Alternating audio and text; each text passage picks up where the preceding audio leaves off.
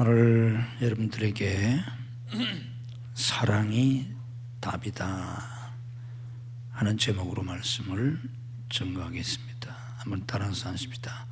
사랑이 답이다. 답은 뭘 전제로 합니까?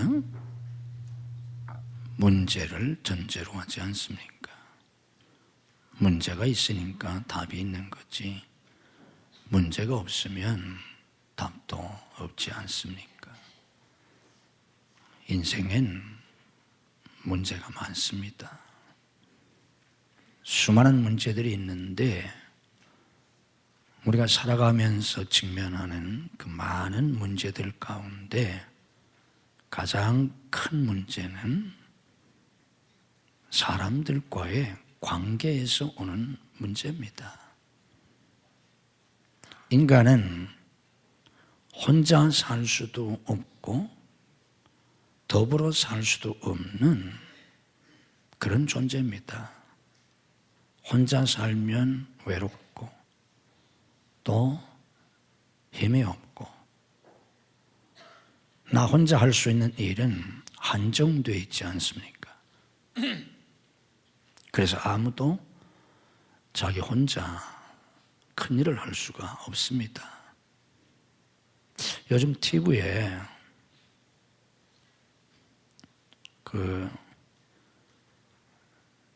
제목이 어떤 기억이 잘 안 나는데 그 산속에 들어가서 혼자 이렇게 사는 사람들 보여주는 거 있잖아요. 전 TV를 일반 프로그램을 거의 잘 안 봐요. 볼 게 없어서 맨 보면 먹는 것만 너무 많이 나오고 아주 제가 싫어하는 프로그램인데 왜 그렇게 먹는 걸 보여주는지 모르겠어요. 지가 알아서 다 먹을 텐데 걱정돼요. 저렇게 먹으면 죽는 건데. 그 산속에 들어가서 혼자 이렇게 사는 사람들, 그것도 제가 이렇게 제대로 본 건 하나도 없는데 채널을 돌리다 보면 이게 너무 많이 보이더라고요. 왜 그런 걸 자꾸 보여주나. 사람들과 부대끼면서 이 도시 생활에서 상처받고 힘든 사람들이 아마 그런 걸 통해서 뭔가 또 힐링을 얻기 위해서 그런 걸 보여주지 않나 하는 생각이 드는데, 여러분 절대 그런 거 보고 나도 나중에 저렇게 살리라 그런 생각 하시면 안 돼요. 아주 잘못된 프로그램이에요. 이게 방송에 관계된 분들한테는 죄송하지만 사람은 그렇게 살면 안 돼요. 그거는 하나님의 창조 질서에 어긋나는 거예요. 그분들 다 사연이 있겠죠. 중도 아닌데 오죽하면 세상을 다 버리고 산속에 들어가서 그게 홀로 살겠어요. 다 사연이 있죠. 그런데 사연이 있을지라도 그렇게 살면 안 됩니다. 인간은 더불어 살다 보면, 다른 사람하고 살다 보면 부대끼게 되고 상처받게 되고 때로는 사기도 당할 수 있고 다른 사람으로부터 큰 손해를 볼 수도 있고 여러 가지 갈등과 아픔이 있어요. 사람이기 때문에, 인생이기 때문에 어쩔 수 없는 겁니다. 그런데 그렇다고 해서 혼자 살 수 없어요. 혼자 잘 사는 사람들은 이상한 사람이에요. 사람은 절대 혼자 행복할 수 없습니다. 그리고 혼자 보람된 일을 할 수 없어요. 특별히 하나님의 백성들은 절대 혼자 살아서는 안 돼요. 하나님의 뜻이 아니에요. 우리는 더불어 살아야 합니다. 다른 사람들과 같이 살면서 그 속에서 더 풍요하고 행복한 삶을 누려야 하고 하나님을 위해서 더 많은 일, 더 큰 일을 해야 합니다. 우리가 하나님을 위해서 예배하고 하나님을 위해서 봉사하고 헌신하려면 그리스도의 몸된 교회에 지체된 성도들이 연합하지 아니하면 이 일을 할 수가 없어요. 그래서 주일날도 교회 나오지 아니하고 집에서 인터넷으로 예배에 참여해서 혼자 설교 듣고 또 헌금도 온라인으로 붙이고 이렇게 신앙생활하는 건 전혀 성경적이 아니에요. 앞으로 이런 사람들이 많이 늘어날 텐데 지금도 있고 그거 아주 잘못된 거예요. 온 성도들이 하나님의 전에 나와서 함께 예배 드려야 합니다. 아멘. 앞으로 아무리 과학이 발달하고 아무리 미디어가 발달하고 아무리 앞으로 그런 시대가 된다고 할지라도 지금보다 훨씬 더 그런 시대가 된다고 할지라도 여러분들은 온 가족이 주일이면 하나님 앞에 나와 예배 드리셔야 합니다. 아멘. 그게 성경적이고 창조적이에요. 창조섭리라 그 말이에요.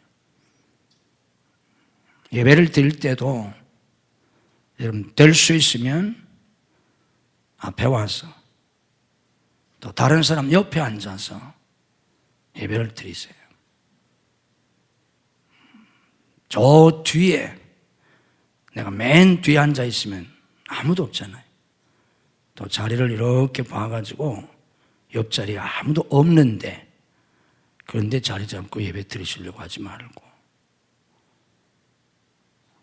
될 수 있으면 아래층에 와서 먼저 오면 아래층에 앉을 수 있잖아요. 저 우층에 계신 분들 제가 여러분들에게 권면을 드리는데 내가 이런 얘기 안 하는 사람이기 때문에 오늘 처음 말씀을 드리는데 처음이자 마지막일 거예요.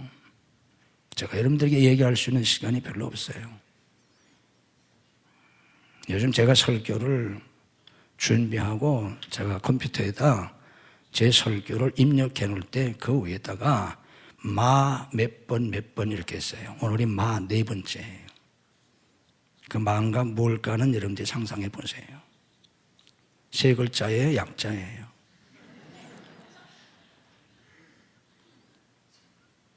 저 우층에 앉아서 예배드리면 편할 수 있어요. 아무의 신경도 안 쓰고 아래층에 와서 예배드리면 좀 복잡할 수 있어요. 옆 사람 신경도 쓸 수 있어요. 그래도 우리는 그렇게 예배를 드리고 그렇게 살아야 합니다. 아멘. 물론 거기엔 복잡한 게 있어요. 불편한 게 있어요. 때로 상처 주고 상처 받을 수도 있어요. 그런데 그거를 극복해야 합니다. 아멘. 그거를 극복하고 더불어 살 줄 아는 사람만이 인생을 행복하게 살 수 있고 하나님을 위해서 일할 수 있습니다. 아멘. 이걸 여러분들이 깨닫지 못하면 가정생활도 할 수가 없어요. 요즘 그래서 혼자 사는 그런 가구가 자꾸만 늘어나는데 이렇게 되면 나라가 망합니다. 통계학자 발표를 보면 우리나라가 지금 상태로 계속 나가면 지금 우리나라 출산율이 1도 안 돼요. 한 사람이 한 사람도 안 낳는다 그 말이에요. 이 계속 되어보세요. 우리나라 없어져요. 부부 생활하는 것도 힘들어요. 혼자 살면 외로워요. 같이 살면 불편해요. 이걸 극복하고 가정생활 하는 사람만이 행복하게 살 수 있습니다. 애들 키우다 보면 힘들어요. 보통 힘든 게 아니에요. 오죽했으면 옛날 사람들도 무자식 상팔자라고 했겠어요. 그러나 자식이 없으면 또 없는 대로 아쉬움도 많고, 또 자식이 있으므로 우리는 훨씬 더 우리의 삶이 풍성할 수 있고 행복할 수 있어요. 그런데 거기에 다 갈등이 있고 아픔이 있어요. 이거를 어떻게 극복하느냐 하는 거예요. 가정생활, 교회생활 다 마찬가지예요. 직장생활, 사회생활, 학교생활 다 마찬가지예요. 많은 문제가 있어요. 이런 인간관계의 문제에 대한 답이 뭐냐? 그래서 오늘 제가 제목을 그렇게 드렸어요. 뭐라고요? 제가 따라서 하라고 했잖아요. 그래서 잘 기억하라고. 제목이라도 기억하시라고. 두 번만 따라서 해보세요. 사랑이 답이다. 한 번만 더 하겠습니다. 사랑이 답이다. 이런 모든 갈등과 상처와 아픔, 거기서 오는 원망과 불평, 그리고 미움, 시기 질투, 거기서 오는 다툼과 분쟁, 거기서 오는 복수심, 그리고 거기서 오는 말할 수 없는 싸움, 원한, 대를 잇는 그런 모든 악순환에 대한 답이 뭐냐? 사랑이라는 거예요. 오늘 이 말씀은, 본 말씀은 산상수훈 가운데서 주님이 하신 말씀인데, 내 이웃을 사랑하고 내 원수를 미워하라 하였다는 것을 너희가 들었으나, 이게 율법이에요. 나는 너희에게 이르노니 너희 원수를 사랑하며 너희를 박해하는 자를 위하여 기도하라. 나는 너희에게 이르노니, 예수님이 하시는 말씀입니다. 너희 원수를 사랑하며 너희를 박해하는 자를 위하여 기도하라. 원수를 사랑하며 박해하는 자를 위해서 기도해라. 왜 주님이 이런 말씀을 하셨겠습니까? 그 이유는 이것만이 답이기 때문입니다.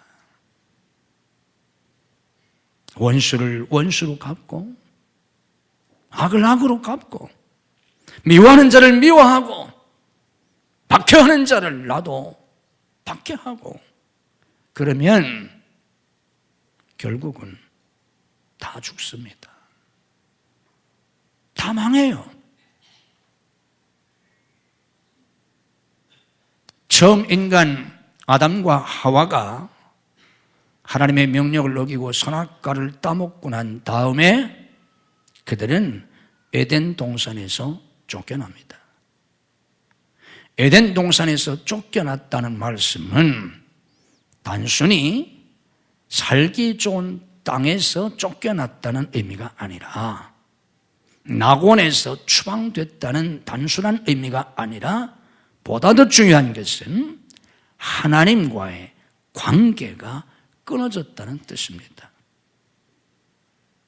에덴 동산에서 쫓겨난 것은 단순한 낙원을 잃어버렸다는 의미 이상으로, 보다 더 중요한 건 하나님에게서 쫓겨나고 하나님과의 관계가 단절되고 하나님과의 관계가 파괴되어서 더 이상 하나님과 함께 살 수 없게 되었다는 거예요.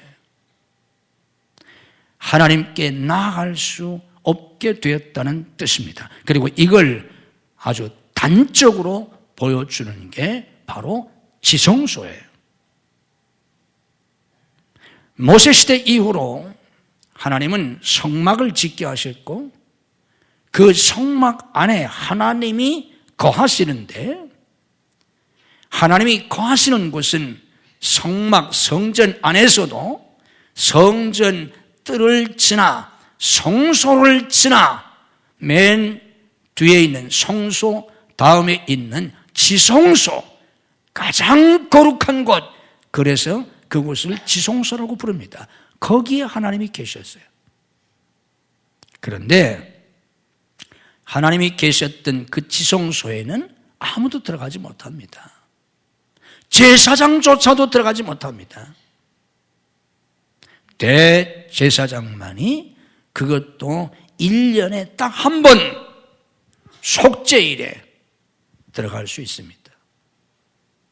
그것도 그냥 들어가지 못하고 피를 가지고 들어가서 대제사장이 속죄일에 1년에 딱 한 번 피를 가지고 들어가서 그 피를 덮개 그 뚜껑, 그걸 속죄소라 그렇게 불러요.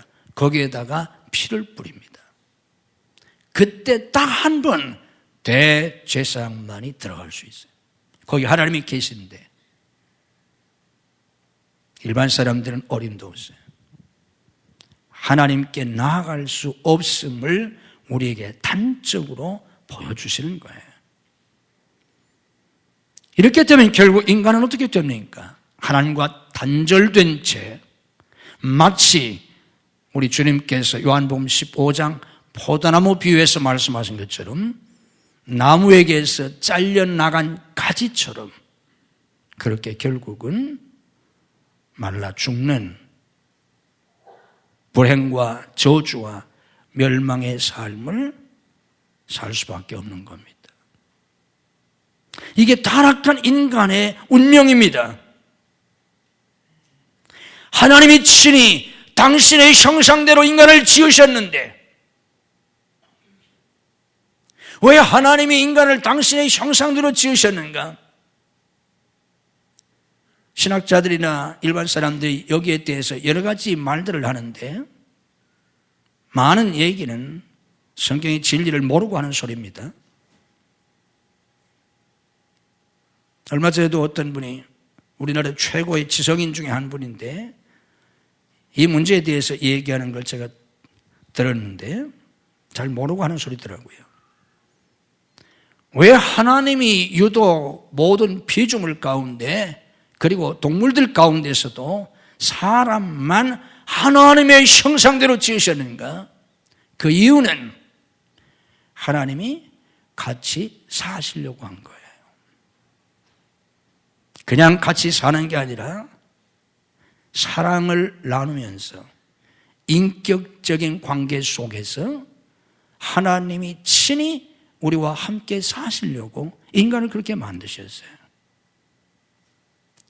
그런데 자유의지를 주었더니 인간이 그 자유의지를 가지고 하나님의 명령에 순종한 것이 아니라 하나님의 명령을 어기고 불순종해서 선악과를 따먹었고 공의의 하나님 앞에서 결국은 쫓겨나지 않습니까?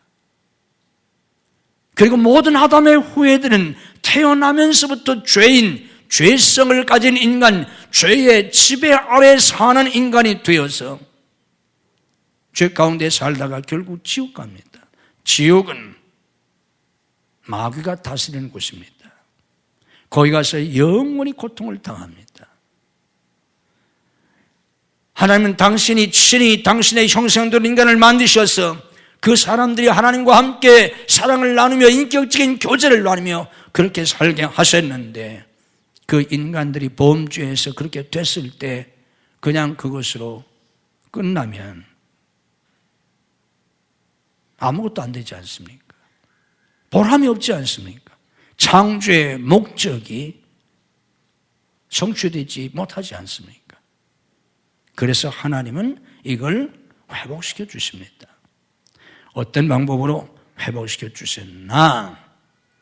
우리가 잘 아는 것처럼 하나님이 세상을 이처럼 사랑하사 독생자를 주시지 않습니까?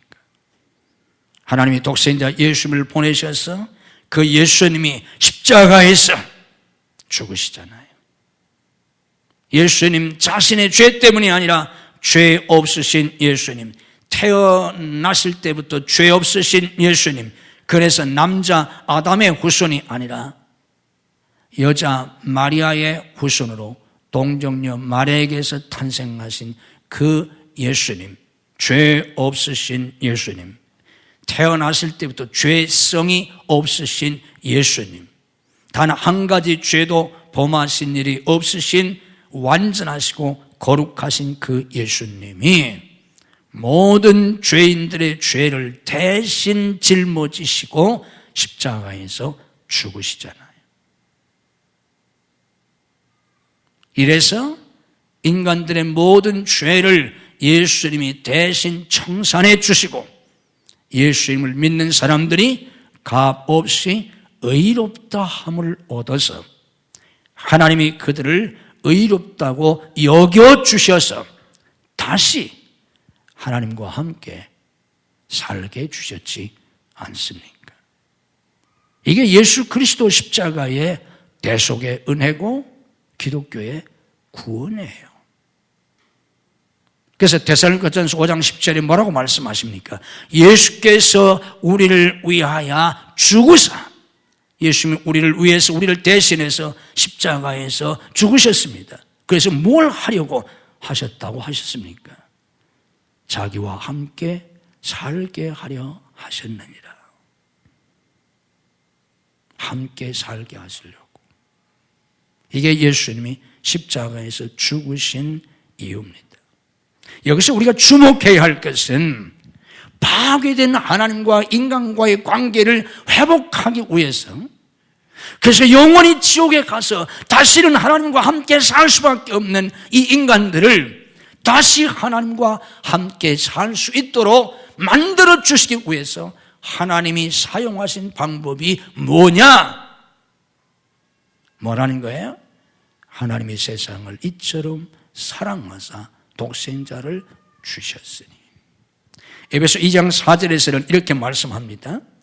긍휼이 풍성하신 하나님이 우리를 사랑하신 그 큰 사랑을 인하여,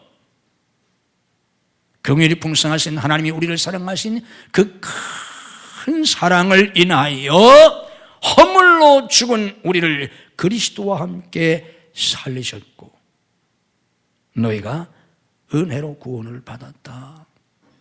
이게 에베소 2장 4절 말씀입니다. 에베소 2장 14절에서는 이렇게 말씀하십니다. 그는 우리의 화평이신지라 둘로 하나를 만드사 원수된 것 그 중간에 막힌 담을 자기 육체로 허시고, 죄로 말미암아 중간에 막힌 담을 자기 육체로 십자가에서 예수님이 죽으셔서 당신의 육체로 허시고 둘로 하나를 만드셨다고 말씀합니다. 이 모든 십자가 구속의 사건의 배후, 그 원인, 그 동기, 그게 뭐라는 거예요? 하나님이 우리를 사랑하사, 하나님이 우리를 사랑하신 그 큰 사랑을 인하여 하나님이 그렇게 하신 겁니다. 하나님도 다른 방법이 없으셨습니다. 구약시대 때에 율법을 주셨습니다.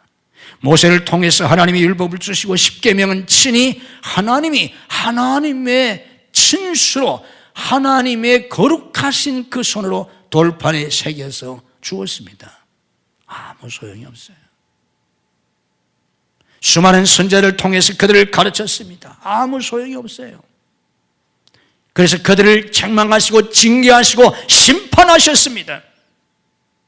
오죽했으면 하늘에서 불을 내려서 소돔과 고모라를 멸망시키고, 오죽했으면 노아 홍수 때는 온 세상을 물로 심판하셨겠습니까? 오죽하셨으면 하나님의 백성, 택한 백성들의 왕궁을 불태워버리고 심지어는 성전을 불태워버리셨겠습니까? 그리고 하나님의 백성들을 바벨론의 포로로 잡혀가서 70년 동안이나 이방에 포로 생활을 하게 하셨겠습니까? 그러나 그들은 변하지 않았습니다. 소용이 없었습니다. 그래서 결국은 예수님이 오시고 십자가로 구원하신 게 아닙니까? 십자가가 답입니다. 방법이 없어요. 하나님과의 관계도 하나님의 사랑으로 회복되는 것이고, 인간과의 관계도 이 사랑으로 회복되고 연합됩니다. 방법이 없어요. 원망과 불평, 미움, 증오, 후회, 시기, 질투, 분노, 보복으로 해결되지 않습니다.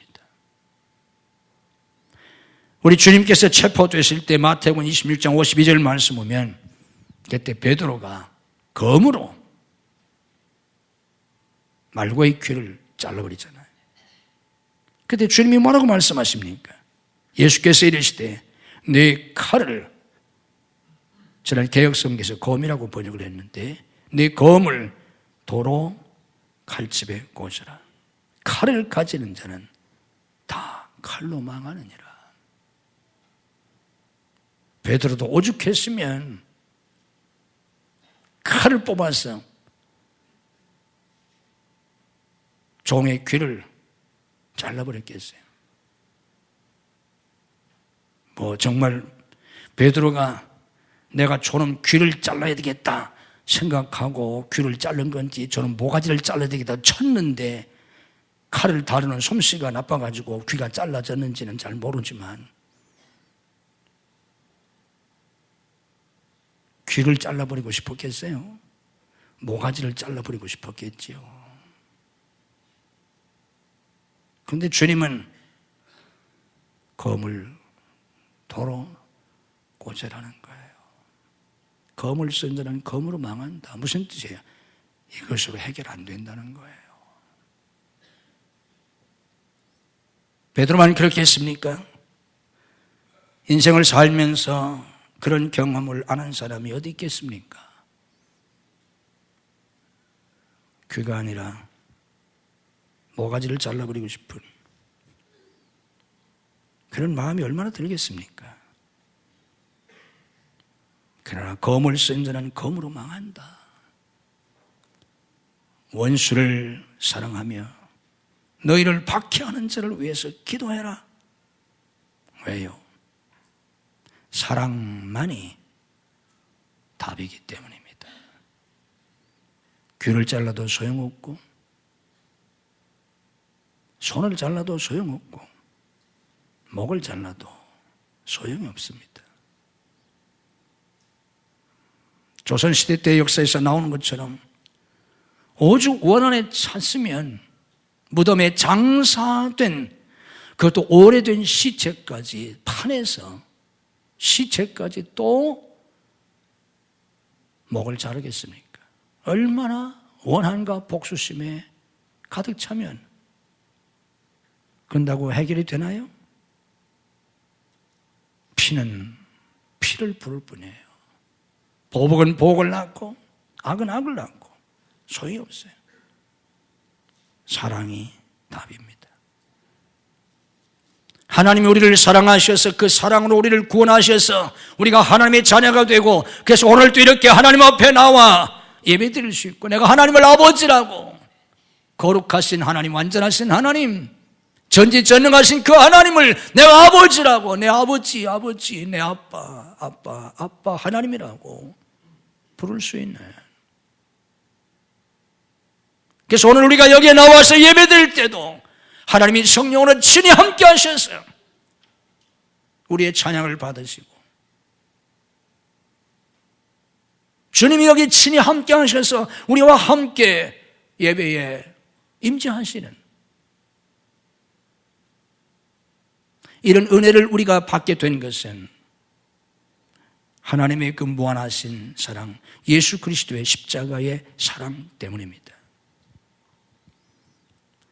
이 사랑을 깊이 깨닫고 하나님을 사랑하고 내 가족을 사랑하고 교우를 사랑하고 친구를 사랑하고 이웃을 사랑하고 조국을 사랑하고 인류를 사랑해야 합니다. 그것만이 나도 살고 내 가족도 살고 우리 모두가 살 수 있는 길입니다. 그 사랑을 깊이 깨달으셔야 돼요. 평생을 깨달아도 다 깨달을 수가 없어요. 하나님이 독생자를 보내주셨다는, 그것도 제물로 내어주셨다는 그 사랑이 얼마나 놀라운 사랑인지 그 사랑을 깊이 깨닫고 사랑하는 법을 배우셔야 합니다. 우리가 평생을 교회 다니는데, 우리가 한평생 교회 다니면서 우리가 배워야 할 가장 큰 게 뭐냐? 사랑이에요. 세상 사랑이 아니에요. 인간적인 사랑이 아닙니다. 성경에서 말씀하고 있는 그 사랑은 하나님의 사랑을 가리키는 거예요. 우리 주님이 마지막 만찬 석상에서 말씀하셨지 않습니까? 내가 너희를 사랑한 것 같이 너희도 서로 사랑하라. 구약에서는 내 이웃을 내 몸과 같이 사랑하라 하셨습니다. 그러나 주님은 마지막 만찬 석상에서 새 계명을 준다고 하시면서 내가 너희를 사랑한 것 같이 서로 사랑하라고 하셨어요. 이게 우리가 흔히 말하는 헬라어로 아가페의 사랑입니다. 인간적인 사랑, 육신적인 사랑, 핏줄의 사랑, 무슨 친구 간의 우정, 애국심, 민족에 대한 사랑, 이런 걸 말하는 게 아니에요. 하나님의 사랑입니다. 이 하나님의 사랑으로 사랑하는 법을 배워야 합니다. 그래서 우리가 신앙생활을 하다 보면 여러 사람들과 부딪힙니다. 가정에서 부부지간에 부딪히고, 부모와 자식 간에 부딪히고, 시어머니와 며느리 사이에 부딪히고, 다 부딪혀요. 교회 안에서도 성도들과 부딪히고 갈등이 많습니다. 또 때로는 왜 내가 이런 사람을 만나가지고, 왜 하나님이 내게 이런 사람을 붙여주셔서 내가 이렇게 아파야 되나, 상처받아야 되나, 이렇게 힘들어야 되나, 오만 가지 생각을 할 수 있는데, 우리가 깨달아야 될 것은 하나님은 그런 사람을 통해서 지금 내가 사랑을 배우기를 원하시는 거예요. 나와 전혀 관계가 없는 사람이라면 원수시하면 되고 절연하면 되고 관계를 끊어버리면 되지만, 끊어버릴 수도 없고 안 볼 수도 없고 쫓아낼 수도 없고 이혼할 수도 없고 헤어질 수도 없고 호적에서 파버릴 수도 없고, 그러면서 다투고 갈등하는 그런 속에서 하나님은 우리를 변화시키려고 하십니다. 사랑의 사람으로, 사랑하는 법을 가르쳐 주시려고 하세요. 무슨 사랑이요? 십자가의 사랑. 원수를 사랑하는 사랑, 사랑할 수 없는 사람을 사랑하는 사랑, 정말 사랑하기 힘든 사람을 사랑하는 사랑. 사랑하시기 힘들죠.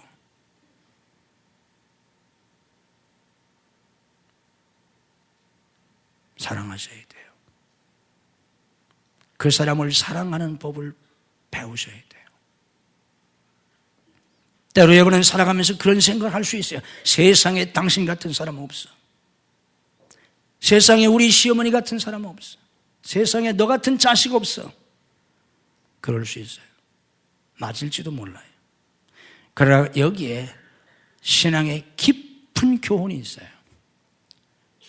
해도 너무하고 세상에 당신 같은, 너 같은 사람 없다고 하는 그 사람을 만약에 내가 사랑할 수 있다면, 그것이 정녕 세상에 정말 이렇게 까다롭고 이렇게 힘들고 이렇게 골치 아프고 이렇게 악한 사람이 없다고 할 정도로 정말 그 사람을 내가 만나서 내가 피할 수도 없고 떨쳐버릴 수도 없고 고통 속에 있다면, 그것이 정녕 사실이라면, 물론 대부분은 사실은 아니에요.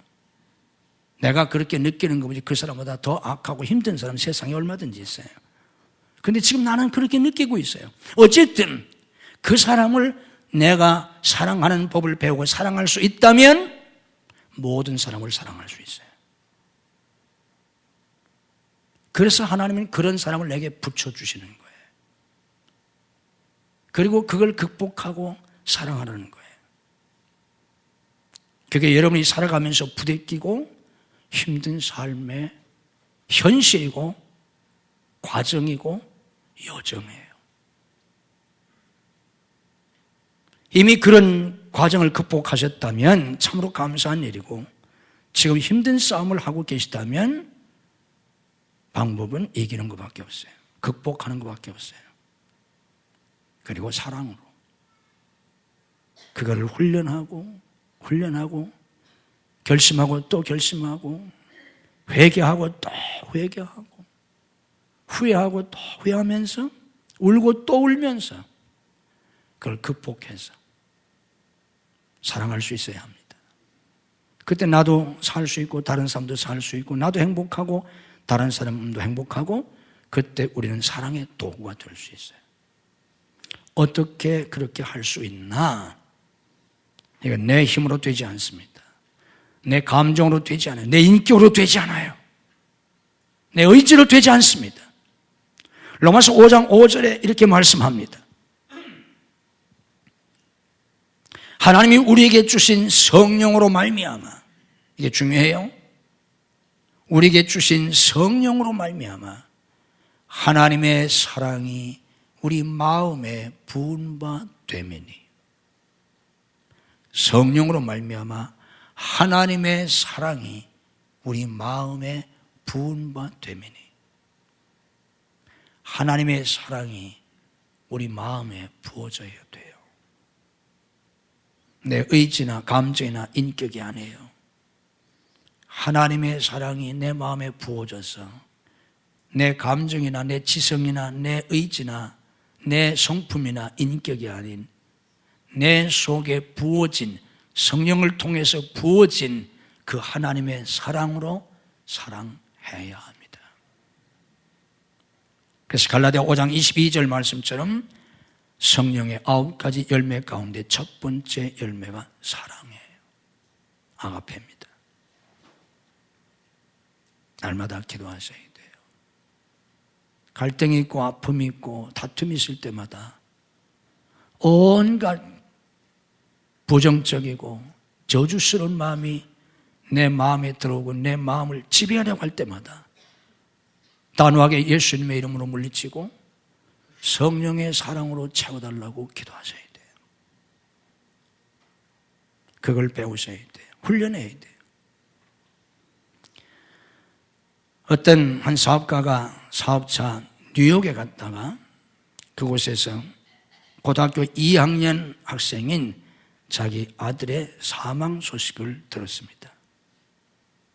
그것도 자기 아들이 학교에서 상급생으로부터 폭행을 당해서 죽었다는 거예요. 여러분 생각해 보세요. 지금 사업차 외국에 나가 있는데 급하게 전화가 왔는데 아들이 학교에서 상급생에게 폭행을 당해서 죽었다. 이게 말이 안 되잖아요. 여러분 같으면 어떻게 하시겠어요? 모든 일정을 다 취소하고 급하게 비행기를 타고 돌아옵니다. 비행기 안에서 그 말할 수 없는 그 분노, 그 아픔, 그 슬픔 견딜 수가 없어요. 어떻게 키운 아들인데, 그 고등학교 2학년이잖아요. 다 키웠는데 그것도 상급생에게 폭행을 당해서 내 아들이 죽었다. 속에서 펄펄 끓는 복수심으로 돌아가면 내가 그놈을 그냥 두지 않겠다. 나도 똑같이 갚아주겠다. 도대체 선생님들은 뭘 한 건가? 학교의 관계자들은 그렇게 되도록 내 아들이 맞아 죽도록 뭘 했단 말인가? 학교를 가서 불사버리든지 모든 교사들을 그냥 두지 않겠다. 그런 부글부글 끓는 마음으로 견딜 수가 없었어요. 그런데 어떻게 합니까? 이분이 믿는 분이기 때문에 비행기를 타고 오면서 뉴욕에서 여기 오려면 열 몇 시간 와야 되잖아요. 다행스럽게 비행시간이 길어가지고 이런 말할 수 없는 고통스러운 감정 속에서 하나님 앞에 탄식하며 기도합니다. 그 기도하는 심정이 얼마나 아프겠어요. 그런데 그런 복수심을 가지고 정말 탄식하면서 또 하나님 어떻게 그럴 수 있냐고 하나님 앞에 호소하고 탄원하면서 미친 사람처럼 비행기 안에서 혼자 그렇게 기도하는데 그의 눈에 예수님이 보입니다.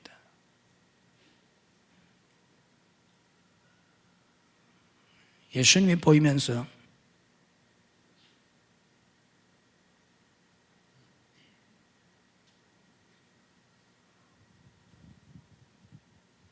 십자가 지신 예수님이 보이면서 음성이 들립니다. 용서하라.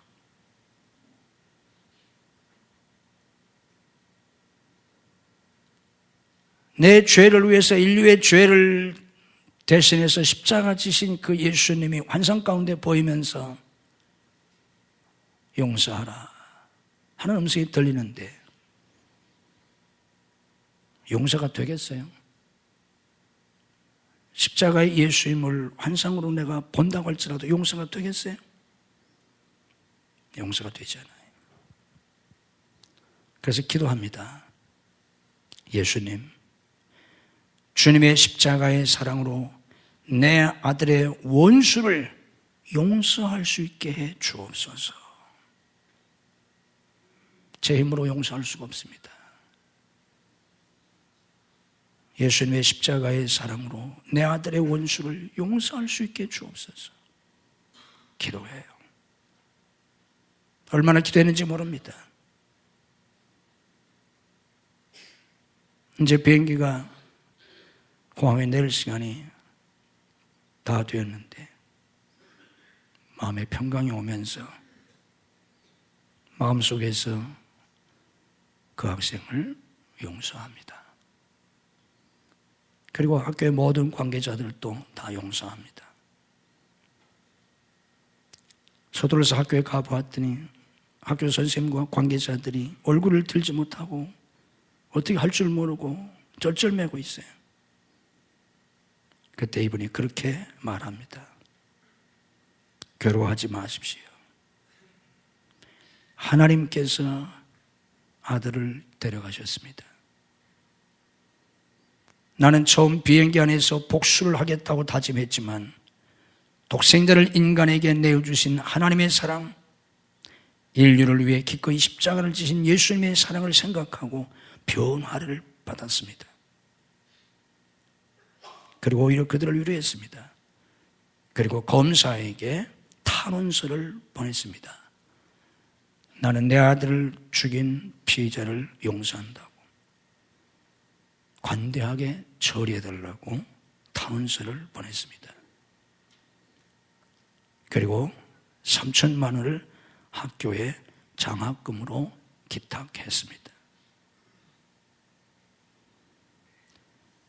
이분이 그리스도의 사랑으로 용서하지 않았다면 평생 그 복수심과 원한과 아픔을 가지고 자기도 불행하고 그 복수심 때문에 수많은 사람들을 또 아프게 했을 텐데 그리스도의 사랑으로 용서함으로 그 자신도 마음의 평화를 얻고 오히려 남은 여생을 더 다른 사람을 그리스도의 사랑으로 사랑하면서 살아갈 수 있는 그런 그리스도인의 삶을 살게 되었습니다. 사랑이 답입니다. 하나님, 하나님의 명령을 어기고 범죄하는 인간, 그래서 영영 하나님과 다시 살 수 없게 되는 인간, 죄 가운데 마귀의 지배 속에 살다가 지옥에 가서 영원히 고통을 받을 수밖에 없는 인간, 그 인간들에게는 그 어떤 것도 답이 되지를 못했습니다. 율법도 종교도 하나님의 징계나 심판조차도 소용이 없었습니다. 그래서 하나님은 유일한 해결책으로 독생자를 보내셔서 예수 그리스도의 십자가 구속의 은혜로 죄인들을 구원하셨습니다. 오 하나님, 그래서 우리는 다시 하나님과 화목하고 하나님의 자녀가 되었어요. 이 땅에 사는 동안에도 성령 안에서 하나님과 함께 살고 죽어서는 천국 가서 영원히 하나님과 함께 살게 되었나이다. 오 하나님, 이 사랑으로 하나님과 화목되었은지 이 사랑을 깊이 깨달아서 이 사랑으로 하나님을 더욱 사랑하고 이 사랑으로 다른 사람을 사랑하게 하옵소서. 불완전한 인간, 이 험한 세상을 살아가면서 우리는 가장 가까운 사람들에게서조차도 수많은 상처를 받고 갈등을 갖고, 그래서 원망하고 불평하고 미워하고 시기 질투하고 때로 분노하면서 또 때로는 원수가 되어서 살아갑니다. 오 하나님,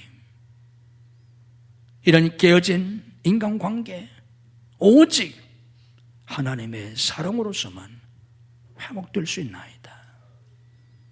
아픔을 간직한 채 평생 고독과 슬픔과 분노와 아픔 속에서 살아가고 그 아픔이 표출되어 수많은 사람들을 또 아프게 하면서 살아가는 화해의 도구가 아니라 성령을 통해서 하나님의 사랑이 우리 마음에 부음받아서 그 사랑으로 용서하고 그 사랑으로 사랑하며 살아가는, 그래서 나도 행복하고 다른 사람들을 행복하게 할 수 있는 사랑의 도구가 되게 하옵소서. 이것은 우리의 이성이나 지식이나 우리의 감정이나 우리의 의지나 인격으로 불가능합니다. 오 성령님이시여, 날마다 저희들을 성령으로 채워주시옵소서. 성령의 사랑으로 그렇게 살아갈 수 있도록 오늘 저희들을 깨우쳐 주시고 은혜를 주옵소서. 아버지 앞에 나와 예배드리는 성도를 머리머리 안수하시고 하늘의 신령한 은혜로 오늘도 축복해 주시기를 원합니다. 하늘의 지혜와 총명과 명철을 주셔서 하늘의 진리, 영적인 진리, 말씀 속에 감춰 있는 비밀의 진리를 깨닫게 하옵소서. 믿음으로 가슴에 손을 얹습니다. 우리 속에는 모든 불신앙, 죄악, 불의, 탐욕, 정욕, 우리 속에는 악함, 우리 속에는 모든 미움, 시기, 질투, 분냄, 우리 속에는 모든 죄된 것들을 주님이 씻어 주시옵소서. 상처들을 치유해 주시옵소서. 아직도 용서하지 못한 사람들을 용서하게 하시고 아직도 품지 못하는 사람들을 품을 수 있게 하시옵소서. 주님의 피 묻은 손으로 오늘 예배하는 저희 모두의 마음을 만져 주시옵소서.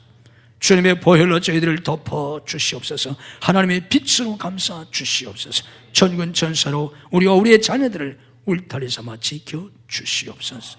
믿음으로 아픈 곳에 손을 얹습니다. 죽은 자도 살리신 주님의 능력으로 오늘도 우리를 치유해 주옵소서.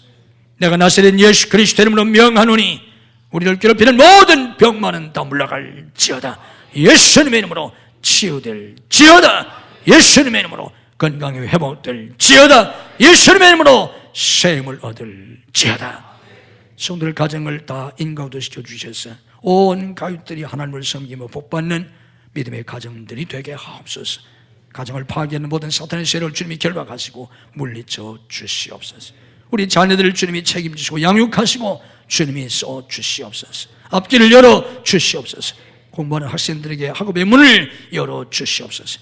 신학의 문을 여시고 유학의 문을 열어 주시옵소서. 취업의 문을 여시고 사업의 문을 열어 주시옵소서. 결혼의 문을 여시고 태의 문을 열어 주시옵소서. 사역의 문을 열어 주시옵소서. 예수님의 이름으로 열릴지어다. 복된 사람들을 붙여 주시옵소서. 복된 환경을 열어 주시옵소서. 성도의 직장과 사업을 축복해 주시옵소서. 하나님의 도우심으로 형통하게 하옵소서. 장대케 되게 하옵소서. 주와 복음을 위해서 세계 선교를 위해서 쓰임받게 하시옵소서. 아버지 앞에나 예배하는 모든 성도를 축복해 주옵소서. 아버지 앞에 믿음으로 예물을 드립니다. 믿음으로 11조를 드리고 감사헌금, 선견금, 구제헌금, 건축헌금, 해외 성전 건축헌금을 드립니다. 주께서 받으시고 오병이어의 축복으로 만배로 갚아 주시옵소서. 하루와 땅에 복을 주시옵소서. 삶의 형통하고 사역의 풍성한 열매를 맺도록 자손 만대의 믿음의 명문가를 이루도록 축복해 주옵소서.